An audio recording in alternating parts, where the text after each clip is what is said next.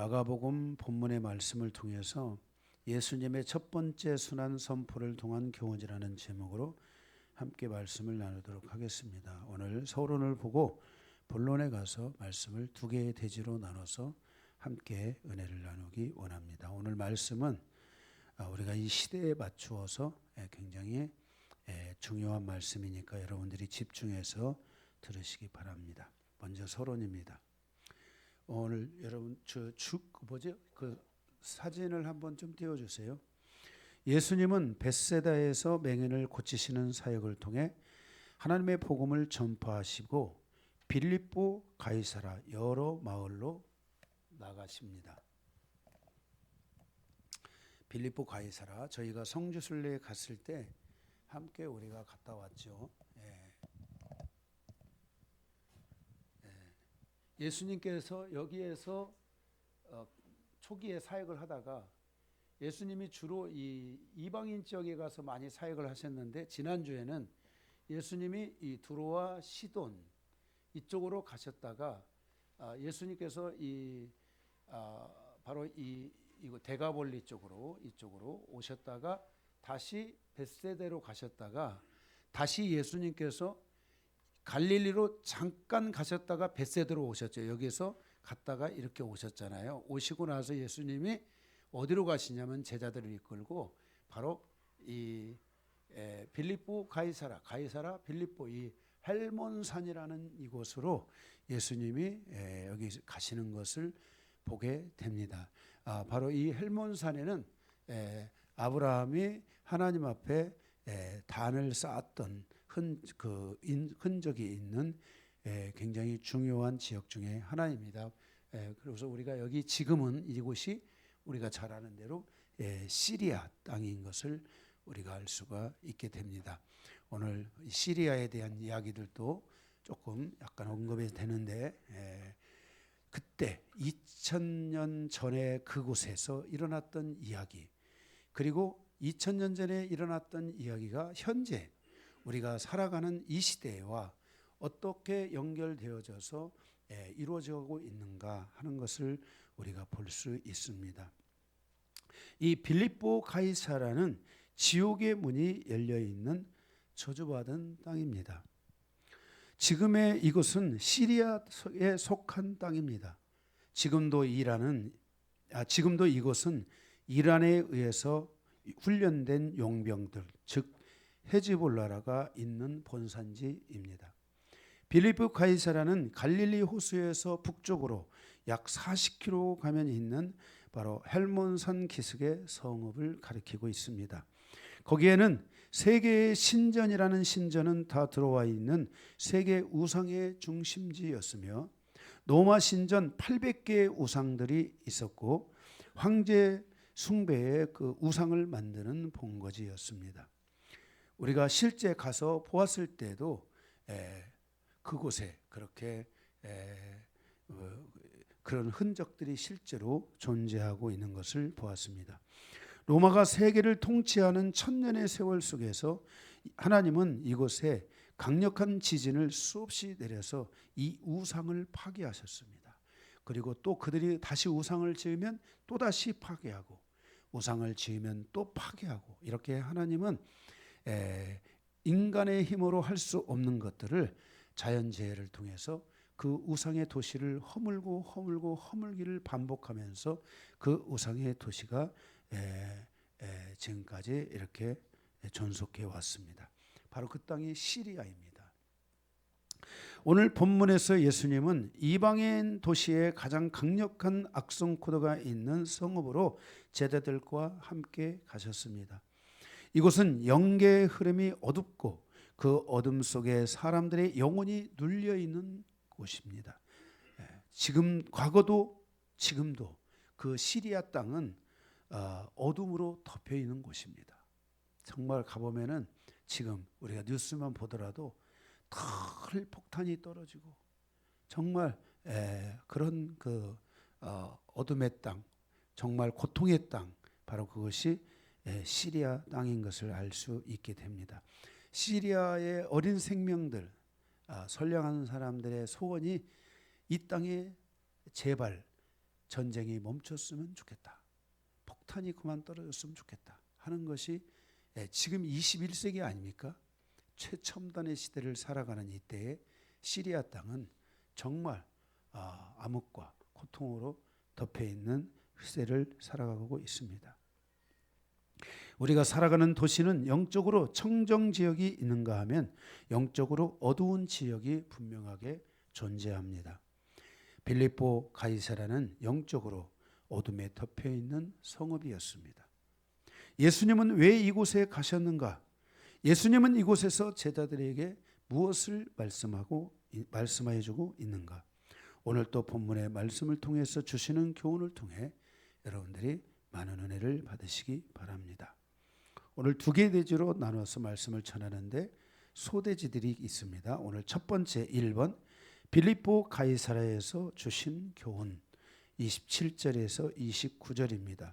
물론 오늘 이 본문의 말씀은 마태복음 16장 13절에서 20절, 누가복음 9장 18절에서 27절에도 동일하게 나와져 있습니다.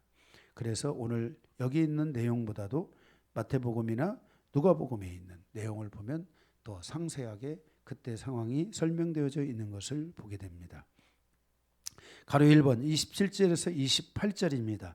성경적 메시아관을 변질시키려는 종교의 영을 가진 리더들의 악함을 통해서 주시는 교훈입니다. 27절에 보게 되면은 27절 예수와 제자들이 빌립보 가이사라 여러 마을로 나가실새 길에서 제자들에게 물어 이르시되 사람들이 나를 누구라고 하느냐. 사실 이 땅에 지금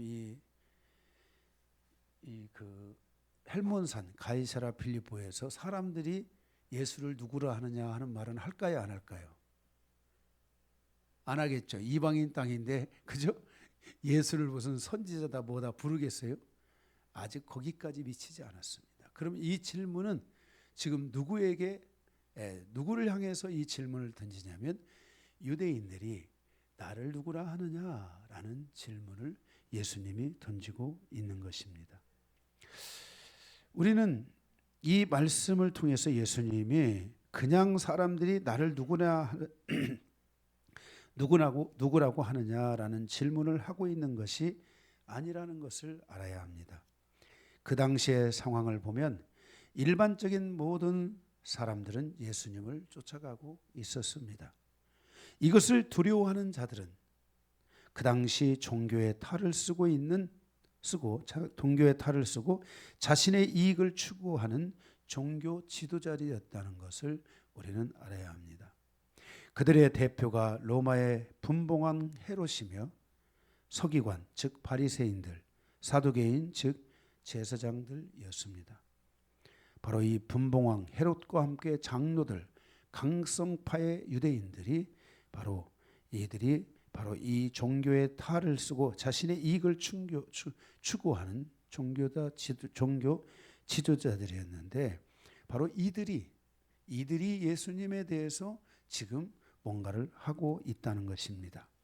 사람들이 나를 누구라 하느냐라고 질문하신 것은 예수님의 메시아관, 예수님이 메시아다라는 것을 흔들어 놓는 종교 지도자들에 의해서 이스라엘 땅에 있는 많은 사람들이 미혹되었고 잘못된 정보에 의해서 사람들이 예수님에 대한 잘못된 정보를 가지기 시작했다는 것입니다. 그래서 예수님이 그 땅에 가서 복음을 자유롭게 전하지 못하시고 예수님은 지금 이제 하나님의 약속을 따라서 이방인 지역에 가셔서 예수님이 복음을 전하고 있는 것을 보게 됩니다. 헤로드 왕은 마가복음 6장을 통해서 예수님 즉 메시아를 세례 요한이 환생했다고 말하며 사람들에게 예수님을 세례 요한이 환생한 선지자라고 증거했습니다. 유대 사회 안에 환생설은 존재하지 않습니다. 유대인들은 창조설, 인간은 하나님이 창조했다는 것이 그것이 일반적인 것인데 갑자기 이들은 바로 정말 이방인들 가운데 있는 환생세를 들고 나와서 바로 예수님이 세례 요한이 환생한 선지자라고 그렇게 증거했습니다. 서기관 즉 바리새인들은 서기관은 바리새인들입니다. 서기관들의 수장이 바리새인들의 수장이 서기관입니다. 그래서 제가 여러분들이 이해하기 쉽게 바리새인 그러면 또 서기관 이렇게 생각하시면 됩니다.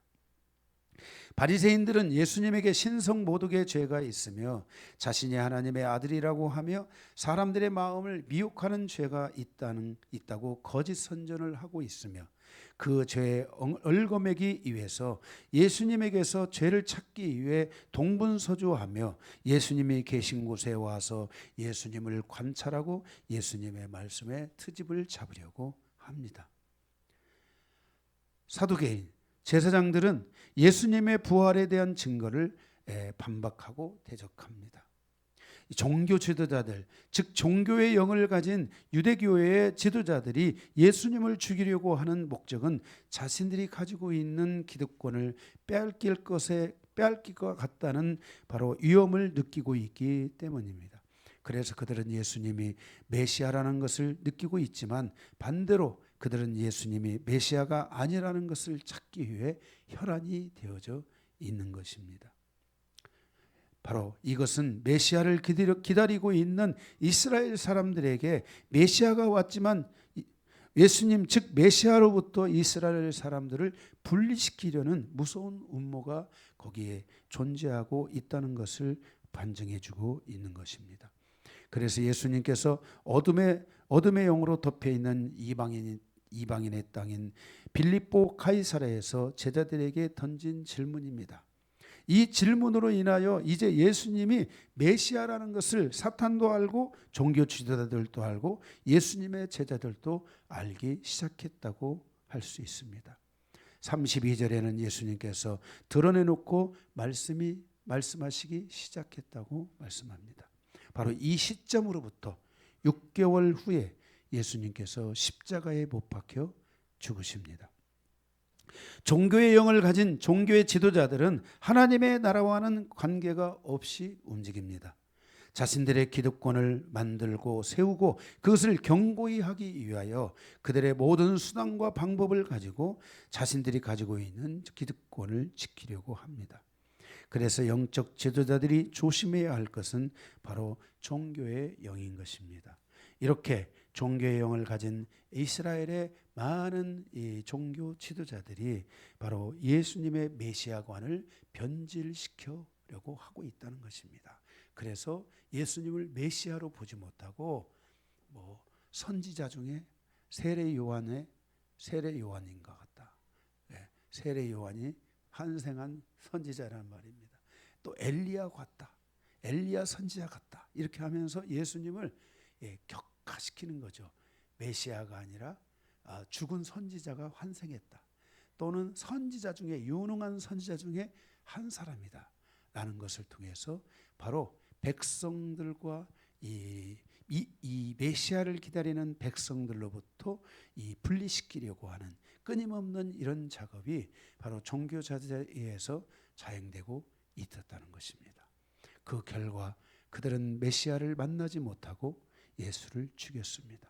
지금도 그 유대 사회는 메시아를 만나지 못하고 메시아를 믿지 못하고 다시 메시아가 오기를 기다리고 있는, 이미 메시아는 오셨건만 메시아가 오기를 기다리는 안타까운 상황 속에 그들이 놓여 있는 것을 볼 수가 있습니다. 이렇게 종교의 영을 가진 지도자들은 하나님의 나라와는 관계없이 움직입니다. 사도 요한은 사대교회를 통해 사대교회를 담임했던 주의 종이 종교의 영에 의해서 죽은 자가 되었다는 것을 선포하고 있습니다. 내가 살았다 하나 실제로는 죽은 자로다. 이것은 큰 교회를 담임하고 있는 주의 종들에게 주는 무서운 경고의 메시지이기도 합니다. 우리는 오늘 이 땅에 살아가면서 그 당시에 존재했던 종교 지도자들의 이런 악행, 이렇게 메시아관을 변절시키고 이 하나님의 진리를 변절시키고 시대가 흘러가는 삶에 대한 방향성들을 변질시키려고 했던 이런 것들이 얼마나 위험한 사고였고 이것이 얼마나 위험한 행동이었는지를 우리는 이것을 통해서 이 땅에 우리가 저를 포함한 모든 종교 지도자들이 깨어 있어야 되고 오직 진리 앞에 바르게 설 수 있어야 되고 하나님의 말씀 진리만을 증거하는 그러한 삶을 살아가야 될 줄로 믿습니다. 이것은 또 교회도 마찬가지입니다. 교회가 이렇게 하나님의 진리를 사모하고 하나님의 말씀을 사모하는 사람들이 돼야 됩니다. 성도들이 막 무슨 막 정치적인 메시지를 하면 막 환호하고 말씀을 전하면 아유 또 저 말씀을 왜 전하나 이런 게 되면 안 됩니다. 예, 오히려 목회자가 쓸데없는 얘기들 하면은 왜 목사님은 쓸데없는 얘기하지 이렇게 하고 목사님이 진리의 말씀을 전할 때 마음의 귀를 기울일 수 있는 그런 성도로서 여러분들이 살아가야 될 줄로 믿습니다.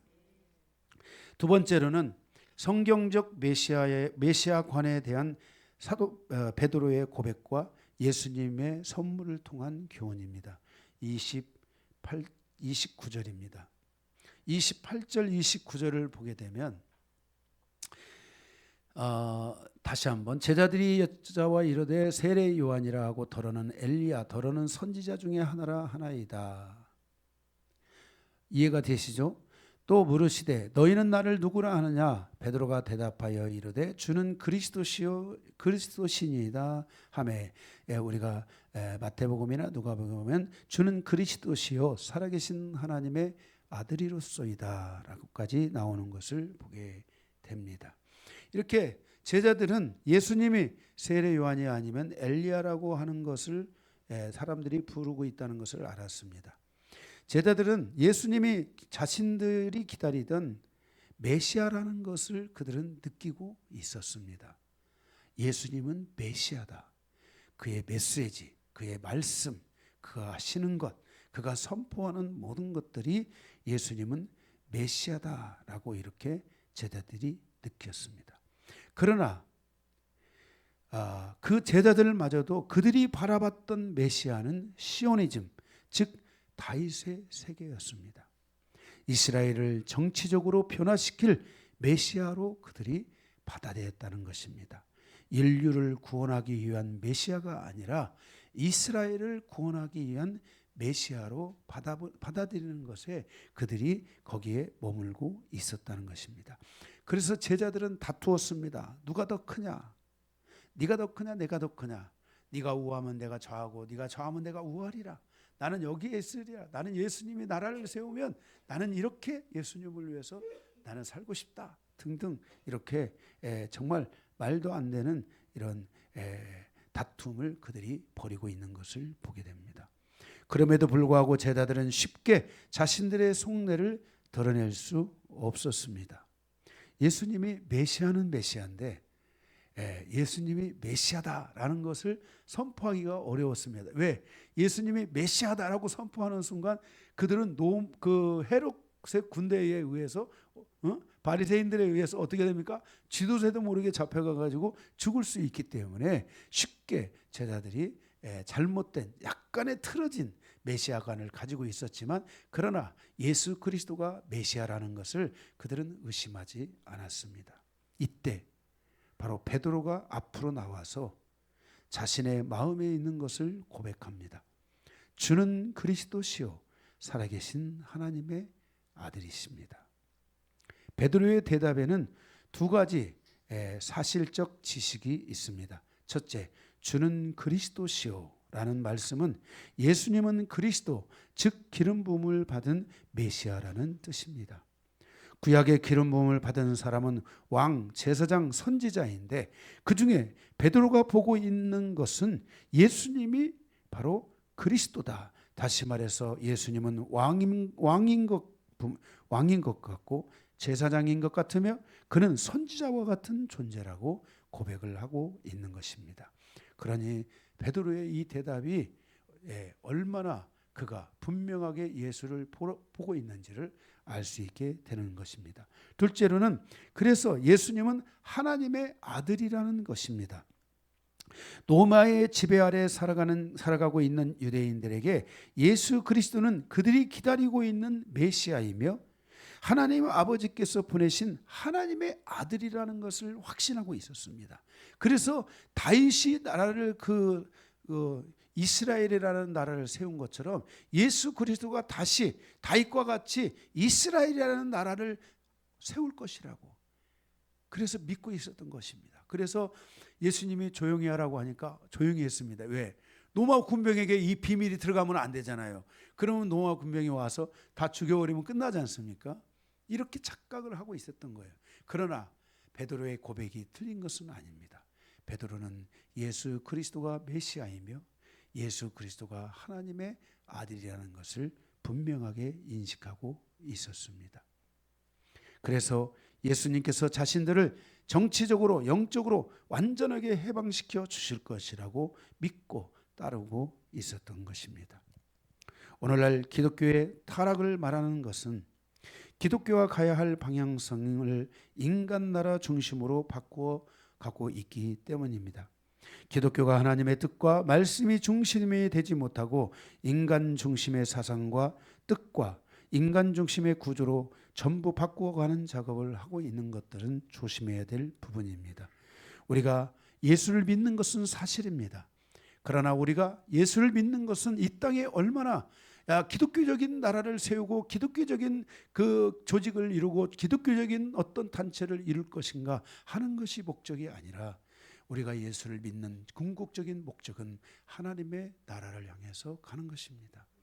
우리 마음에 하나님의 나라가 만들어져야 되고, 그리고 그 성도들의 마음에 하나님의 나라가 만들어지도록 해야 되고, 하나님의 나라가 성도들의 중심에 들어가도록 해야 되고, 그들의 중심에서 그 하나님의 나라를 바라보고 그 하나님의 나라를 기다리고 그 하나님의 나라를 그리워하는 이 마음으로 살아가면서 우리가 주님 앞에 갈 수 있는 성도를 세워가는 것이지, 이 땅에 얼마나 기독교적인 국가, 기독교적인 조직, 기독교적인 단체를 만들어 가지고 거기에서 우리가 뭔가를 만들겠다 하는 이러한 목표는, 우리가 하나님을 믿는 것 자체가 틀린 것은 아니지만, 그러나 제자들이 메시아이신 예수님을 믿는 것이 사실이지만 그 제자들 안에 시오니즘이 존재했던 것처럼 우리에게도 바로 이런 영적 시오니즘 같은 것들이 존재하는 것이 아니라 하나님의 나라를 끊임없이 바라보며 가는 이런 성도들이 될 수 있도록 우리가 신앙을 그들을 이끌어 줘야만 한다는 것입니다. 이렇게 지금 이렇게 한국교회도 이렇게 너무나 조직화되어 있어 그 조직화된 틀을 깨어버리기가 굉장히 어려운 상황 속에 있습니다. 제가 이번에 태국에 갔다 와서 그 뜨라이롱이라는 그분이 바울과 같은 사역을 하고 있는 것 중에 하나는, 정말 그 땅에 뭔가 조직화된 그런 어떤 기독교적인 그 뭔가를 세우기 위해서가 아니라 한 사람 한 사람에게 복음을 전해서 그들이 정말 예수 믿고 살다가 죽고, 예수 믿고 살다가 죽는, 예수님을 예배하고 살다가 죽는 이러한 순수한 신앙들이 그곳에 증거되어서 정말 몇 년 전에 5만 명인데 10만 명으로 이렇게 증거하는 이런 모습들을 바라보면서 정말 하나님의 나라가 가까우고 있다. 이제 정말 이렇게 하나님의 복음이 이제 이 구석구석 각 나라와 백성과 방언까지 가고 있다 그랬잖아요. 정말 이렇게까지 하나님의 복음이 증거되는 것을 보고 큰 은혜가 됐습니다.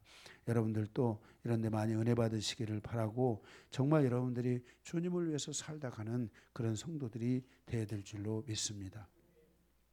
교회는 오직 하나님의 뜻과 말씀이 주시는 방향성 안에서 성장해 가야 합니다.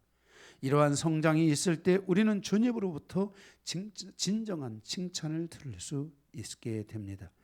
베드로와 제자들이 예수님을 따르고 있는 것은 예수님께서 하나님의 뜻을 선포하고 그 뜻을 하나님의 말씀에 의해서 이루어지고 있기 때문이었던 것입니다. 이 과정에서 제자들이 본 예수님은 바로 하나님이 보내신 메시아였으며 하나님의 아들이었습니다.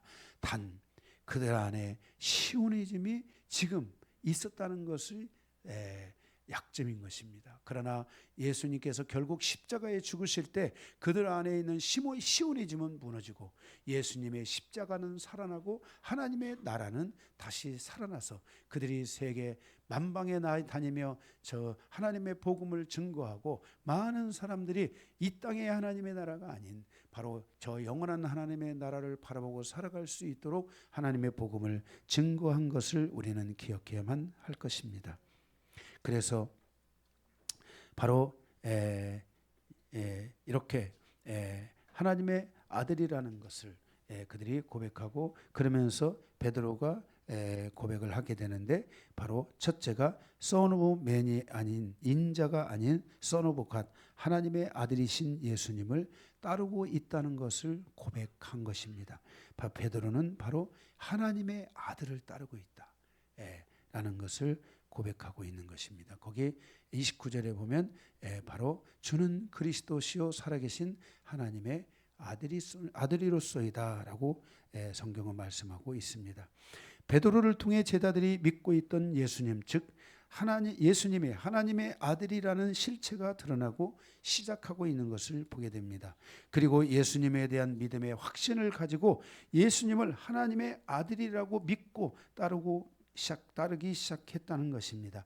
그래서 예수님과 함께 살고 예수님과 함께 죽을 수 있다는 확고한 결단과 함께 예수님을 따르고 있습니다. 그러니까 지금 예수님을 향하여 누군 그때 예수님이 십자가에 지기신 예수님을 잡아가려고 하는 로마 군정들 앞에 베드로가 딱 와서 서지 않습니까? 그죠? 이렇게 그래서 바로 이렇게 목숨을 걸고 예수님을 따르기 시작하고 있는 것입니다. 둘째로 하나님이 자신들의 아버지라는 것을 확신하고 있다는 것입니다. 예수님의 하나님의 아들이면 예수님을 따르고 있는 자신들도 뭐예요? 하나님의 아들이라는 것을 확신하고 있다는 것입니다. 유대인들은 하나님을 아버지라고 부르는 것에 대한 거리감을 가지고 있습니다. 하나님을 아버지라고 부르는 것은 신성모독에 가깝다고 여기고 있었기 때문입니다. 왜 이렇게 유대인들이 하나님을 아버지라고 부르는데 이렇게 어렵고 장애를 가지고 있는가? 이것은 유대교의 지도자들에 의해서 만들어진 잘못된 가르침 때문인 것입니다.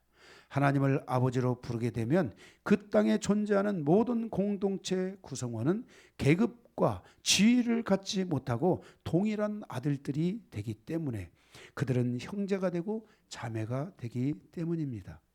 그러나 BC 500년에 에스라에 의해서 유대교가 세워지고 영적인 영향력이 많은 평신도 지도자들이 세워지면서 서기관 즉 바리새인이라는 직위를 얻게 됩니다. 그리고 바리새인들은 백성들의 선생 즉 랍비가 되는 것을 보게 됩니다. 그래서 일반 백성들은 랍비에 의해서 가르침을 받아야 했습니다.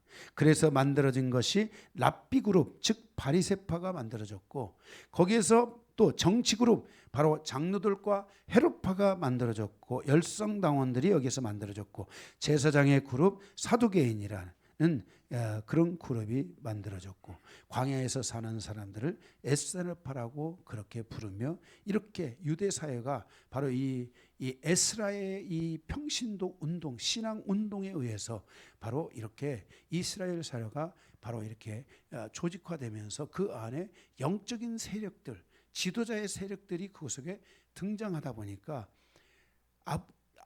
형제 자매가 될 수 있어요, 없어요? 없죠. 다 선생님이라고 해야 되고 지도자라고 해야 되고 다 그렇게 하다가 보니까 결국은 이들은 자기들이 만들어진 그 기득권을 지켜야 되지 않습니까? 그런데 우리가 만약에 하나님을 아버지라고 한다. 교회는 사실적으로 교회는 다 우리가 하나님의 자녀잖아요. 그러니까 여러분들이 저를 목사라고 안 부르고 형제님 불러도 그게 문제가 돼야 안 돼요. 안 되는 거예요. 성경에 예수님께서 나로 아버지의 뜻대로 살아가는 자들이 내 형제요 자매요 모친이라고 하나님이 말씀을 하셨잖아요. 그래서 우리가 이러한 가족관계, 이 조직체 어떤 이런 조직적 관계가 아니라 가족관계로 바로 가는 것이 아버지를 받아들이는 것입니다. 하나님 아버지 안에서 우리는 다 동일한 것입니다. 예. 그런데 유대 사회가 이렇게 조직화되면서 하나님을 아버지라고 부르면은 이상하게 보기 시작하는 거예요. 신부 공동체, 패밀리 공동체가 아니라, 응? 가족 공동체가 아니라 어느 조직화된 조직에 거기에 줄을 서서 거기에서 나는 바리새파 쪽에 있으면 바리새파, 나는 사두개파에 속하면 사두개파, 나는 헤롯파에 속하면 헤롯파, 이렇게 해서 다 구분을 서가지고 그 앞에서 사람들이 진두지휘하면서 자신의 기득권을 갖고 자신들의 영향력을 미치면서 유다 사회를 500년 동안 다스려 온 거예요. 500년 동안.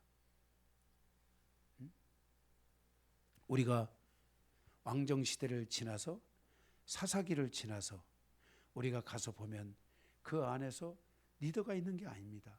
가족 공동체입니다. 다 가족 공동체입니다. 아브라함도 그의 종들이 있었고 그 외부에서 온 노예들이 있고 다 있어도 그들과 어떻게 지냈습니까? 가족 공동체로 지냈지 않습니까? 예. 그런데 지금 이들은 자신들이 가지고 있는 조직에 의해서 지도자들이 세워졌고, 그런데 하나님을 아버지라고 부르면 이 모든 조직이 바로 와야 되고 만다는 것입니다. 그러니까 이 공산주의 사상이 여기에서 나왔는데 뭐라요? 농무하면 다 끝나잖아요. 그죠? 정말 기독교가 무너지니까 하나님의 뜻이 제대로 안 되니까 나쁜 것들이 갖다가 다 붙여서 써먹는 거죠. 그런데 하나님을 아버지라고 부르면 이 모든 조직이 와야 되고 맙니다. 그런데 예수님께서 이 모든 조직을 무너뜨리고 나를 믿는 자가 형제요 자매요 모친이라고 가족 공동체를 예수님은 선포하시는 것을 보게 됩니다. 사도 요한은 이에 대하여 예수님을 지칭하여 부르기를 요한 1서 5장 20절에 말씀하기를 또 아는 것은 하나님의 아들이 이르러 우리에게 지각을 주사 우리로 참된 것을 알게 하신 것과 또한 우리가 참된 자 곧 그의 아들 예수 그리스도 안에 있는 것이니 그는 참 하나님이요 영생이로다라고 기록했습니다. 그러니까 우리는 하나님 안에서 다 한 가족이며 하나님 나라 안에서 우리가 한 공동체, 신부 공동체라는 것을 말씀해 주고 있는 것입니다. 이에 대해서 이사야 선지자가 700년, 지금으로부터 2700년째 예수님 때로부터 700년 전에 예언하기를 이사야 9장 6절에 말씀하기를 이는 한 아기가 우리에게서 낳고 또 한 아기가 우리에게서 낳고 한 아들을 우리에게 주신 바 되었는데 그의 어깨에는 정사를 베었고 그의 이름은 기묘라 모사라 전능하신 하나님이시라 영존하시는 아버지 평강의 왕이라 할 것이라 그랬어요. 예수님을 뭐라고 지칭했어요? 영존하시는 아버지다. 드디어 예수 그리스도가 이 땅에 오셔서 십자가의 그 구속을 통하여 바로 하나님 아버지가 되시고 하나님이시니까 아버지의 뜻을 이루고 아버지를 통해서 바로 이 믿음의 공동체, 가족 공동체, 이 하나님의 나라의 공동체는 바로 이 믿음의 공동체이고 가족 공동체라는 것을 우리에게 말씀해 주고 있는 것입니다. 베드로의 고백을 기점으로 예수님은 이사야 선지자가 예언한 대로 영존하시는 아버지로서 주님께서 그의 아들들을 세우기 위해 그들을 구원하고 세우고 회복시키기 위해 십자가를 지시게 된다는 것을 말씀해 주고 있습니다. 그러므로 유대 사회는 그들이 가지고 있는 모든 조직을 무너뜨리고 가족 공동체, 신부 공동체의 전환이 이루어져야 된다는 것을 예수님께서 계시하여 주고 있었던 것입니다. 그러나 그들은 그것을 받아들였습니까? 안 받아들였습니까? 유대 사회는 이것을 받아들이지 않았습니다. 이 아버지의 은혜, 이 아버지를 중심으로 한 이 가족 공동체, 교회가 어머니가 되고 이러한 가족 공동체의 은혜를 그들은 받아들이지를 못하고 결국 그들은 자신들이 가지고 있는 기득권을 그대로 세웠습니다.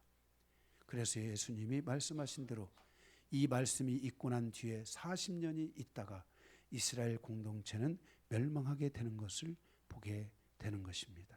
바로 로마 군대에 의해서 티투스 장군에 의해서 돌 안에 성전에 돌 위에 돌 하나도 남기지 않고 다 완전히 허물어지는 이스라엘을 우리는 보게 되는 것입니다. 지금도 이스라엘은 하나님 예수님이 말씀하셨던 가족 공동체로 돌아가야 됩니다. 그래서 하나님의 나라를 바라보고 하나님 아버지가 나의 아버지가 되고 하나님 아버지를 바라보고 하나님의 뜻을 따라서 가는 이 은혜가 있어야 되고, 예수 그리스도가 영존하시는 아버지, 바로 아버지의 상을 가지고 예수님이 말씀하셨잖아요. 아버지를 본 자는 아들을 본 자는 아버지를 보고 아버지를 본 자는 그 아들을 본 것과 같다 했지 않습니까? 예수님이 이 땅에 오셔서 바로 하나님 아버지를 우리에게 증거해 주셨고, 그래서 예수를 본 사람은 하나님을 본 것과 같고, 그 안에서 우리가 하나의 믿음을 가지고 갈 수 있도록 우리에게 이 하나님의 복음을 증거하여 주셨다는 것입니다. 그래서 바로 이 예수 그리스도의 복음에 의해서 구원을 받은 모든 사람들, 영접하는 자 곧 그 이름을 믿는 모든 자들은 하나님의 자녀가 되는 권세를 주셨다. 우리는 다 하나님의 자녀가 되게 하셨다는 것을 기억해야만 하는 것입니다.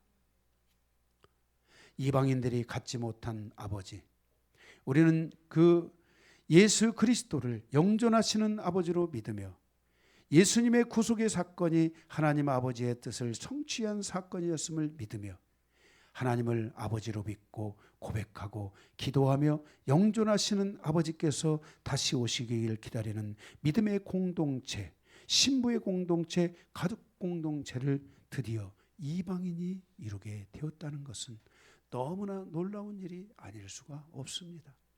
그래서 우리는 이 땅에 얼마나 기독교적인 뭔가를 세우느냐 하는 것이 우리의 목적이 아니라, 우리는 하나님 아버지를 향해서 가는, 하늘들에 계신 그 아버지를 향해서 가는, 하나님의 나라는 여기 있다 저기 있는 것이 아니라, 여기 있거나 저기 있는 것이 아니라 너희 마음에 있어야 된다라고 예수님이 말씀하신 것처럼, 신앙이 성장하면 성장할수록 하나님을 향한 믿음의 시간이 많아지면 많아질수록 그의 심령 안에 하나님을 향하여 가는 그리움, 하나님의 나라를 바라보는 그리움, 그 아브라함과 같이 그 본향을 향해서 가는 그리움, 나의 본향은, 나의 가야 될 곳은 하나님의 나라라고 그렇게 믿고 확신할 수 있는 이 믿음이 우리에게 있어야 된다는 것을 우리는 반드시 기억해야만 할 것입니다.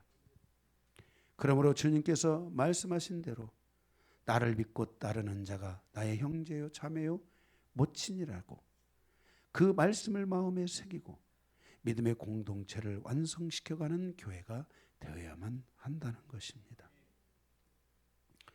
그래서 우리가 바로 하나님, 예수님이 하나님의 아들이라는 것을 통해 바로 이제 우리들 모두가 아버지, 그 아버지 하나님이 우리의 아버지시다라는 것을 확신하게 되었다는 것입니다. 셋째,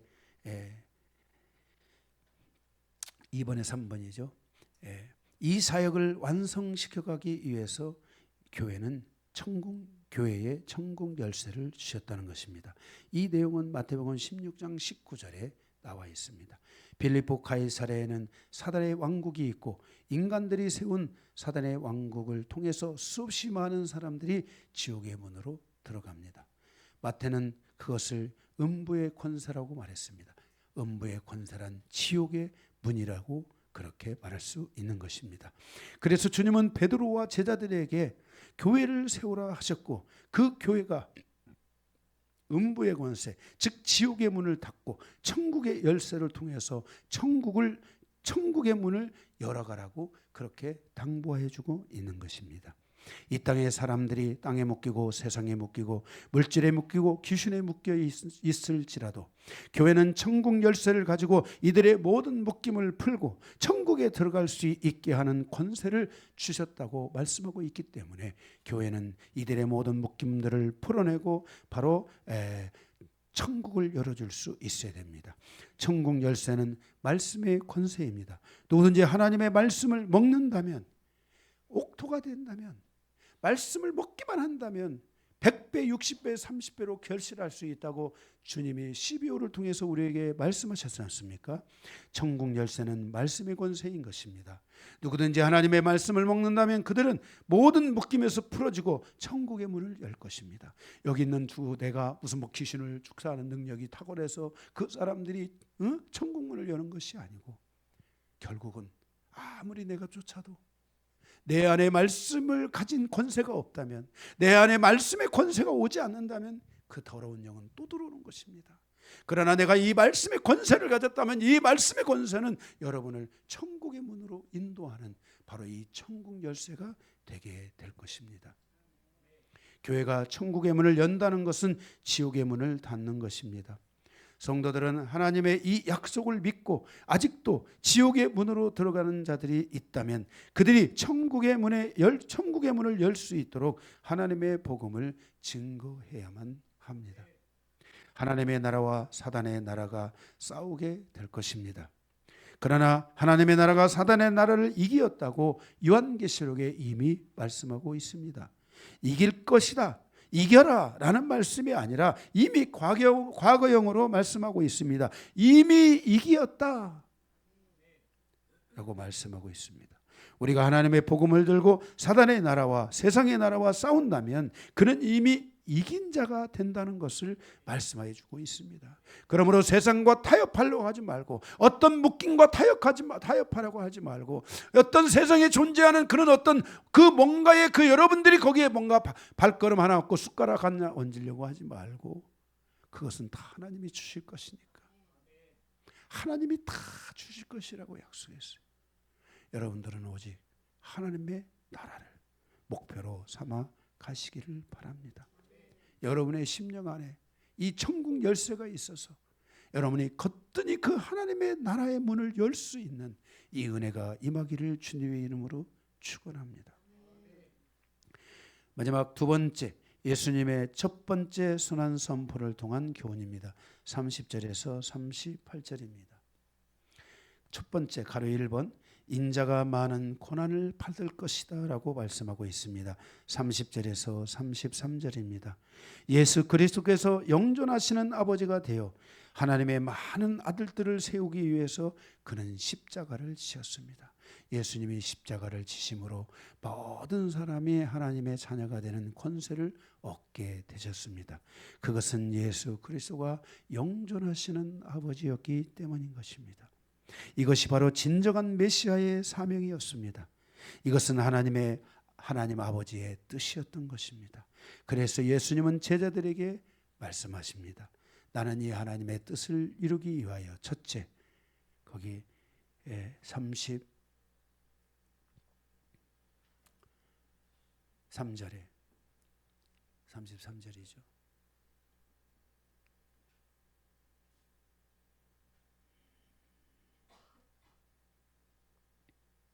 31절이네요.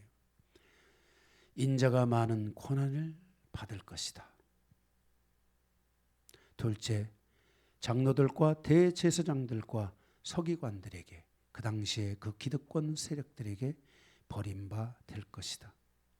셋째, 죽임을 당하고 제3일에 다시 살아날 것이다 라고 예수님이 이 모든 것들을 32절에 드러내놓고 말씀하시게 됩니다.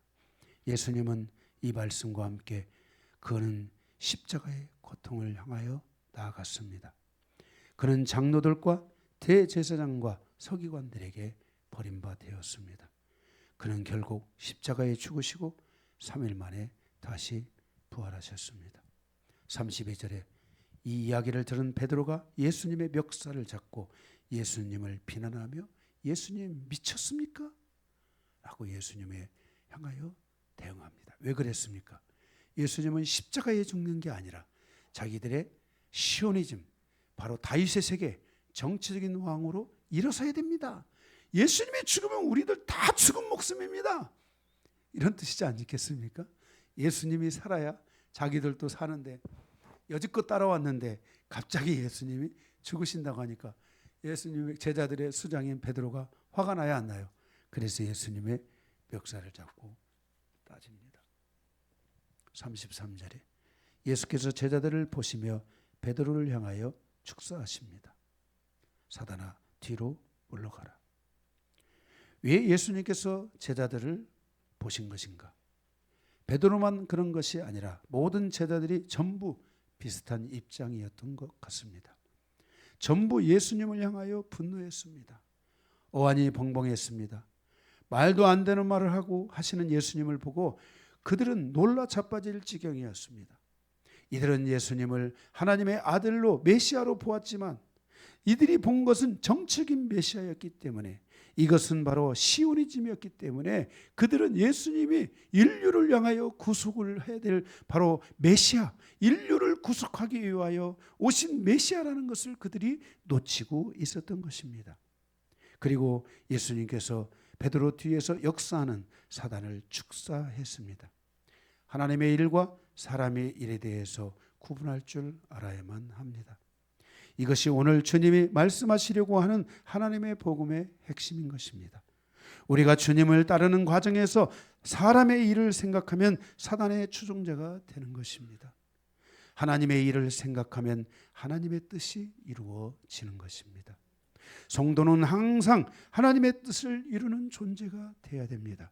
내가 지금 하나님의 뜻을 이루는 자인가? 아니면 사람의 뜻을 이루려 하는 자인가?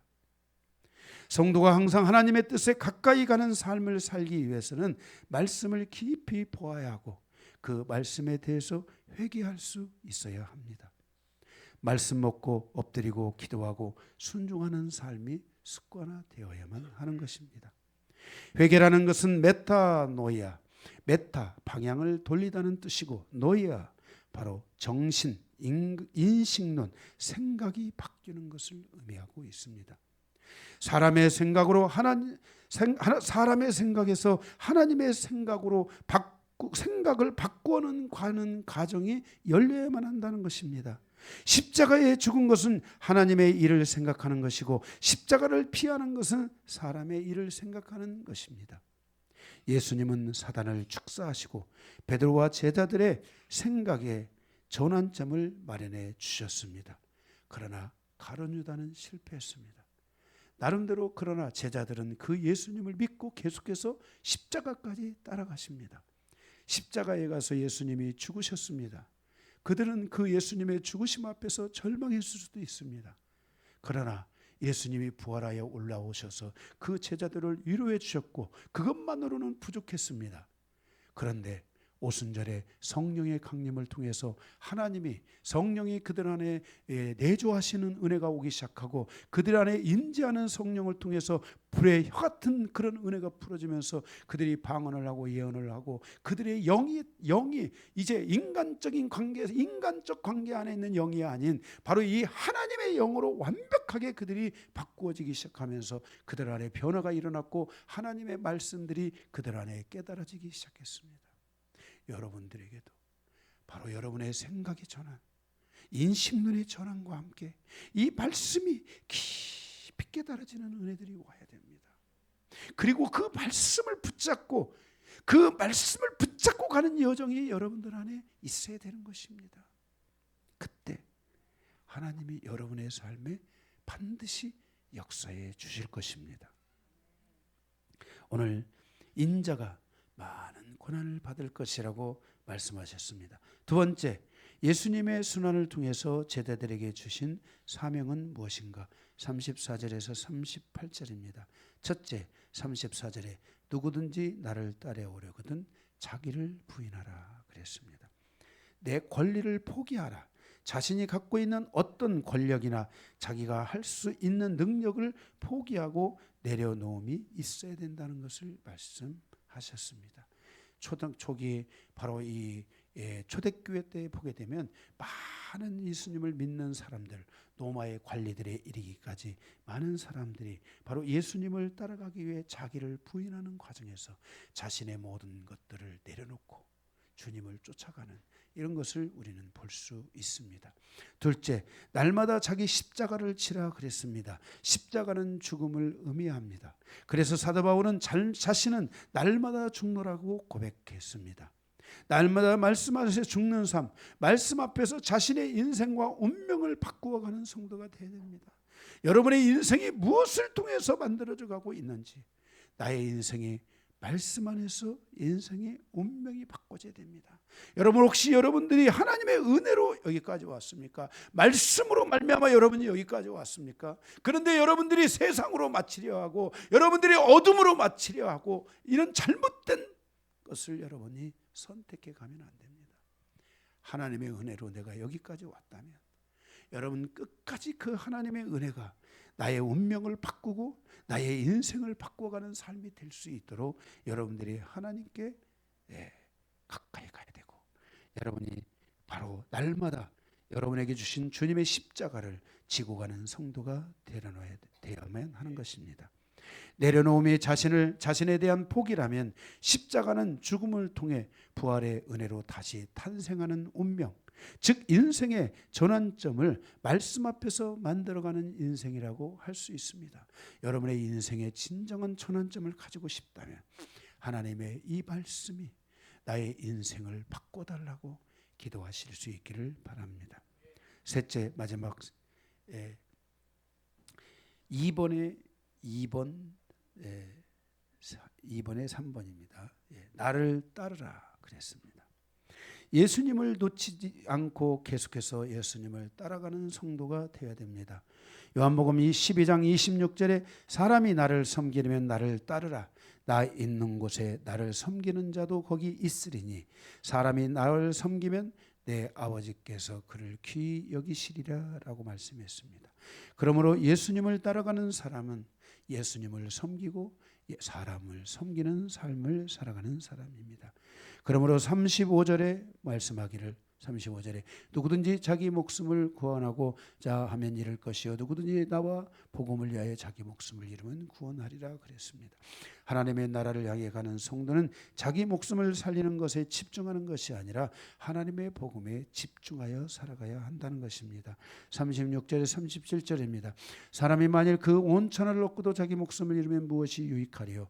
사람이 무엇을 주고 자기 목숨을 바꾸겠느냐 그랬습니다. 자신을 위해 온 천하를 얻고도 자기의 목숨을 잃으면 무엇이 유익하냐고 물으십니다. 온 천하보다 더 귀한 것이 자기 목숨을 구원하는 것이라고 말씀하고 있습니다. 사랑하는 성도 여러분, 여러분의 목숨이 얼마나 더 중요한지를 알아야 됩니다.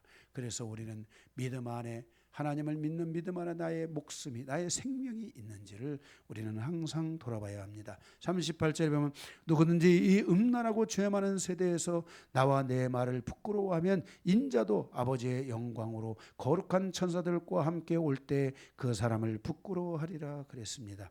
이 세상은 물질적이고 육신적이고 인본적인 가치관이 지배하고 있습니다.